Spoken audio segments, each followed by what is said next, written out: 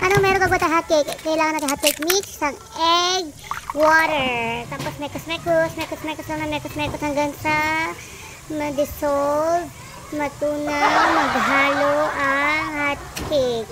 Ang flour, egg, water. Pag alam nyo kulang pa ng water, lagyan pa ng water, tapos mekos ulit. Ikot-ikot lang. Tapos po yan, dagdagan pa natin ng water kasi medyo malapit. Kasi medyo kulang-kulang pa. Unti-unti lang lagyan ng water kasi minsan na papadami ako ng water. Sobrang labnaw na yung ano natin. Sobrang labnaw na nung hot cake natin. Kaya ayan, unti-unti lang lagyan ng water para sakto lang yung lapot niya. Mas gusto ko yung medyo malapot kasi mas napapansin ko, mas nagiging fluffy siya pag medyo malapot siya.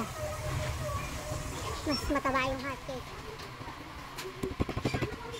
Yan, goods na yan. Magpipito na tayo. Gawa tayo hot cake. I-ready ang non-stick pan mo. Kailangan non-stick para maganda talaga yung hot cake natin. Tapos, super low. Tapos, kailangan natin ng dairy cream force. Tapos, lagyan mo na konting mantika.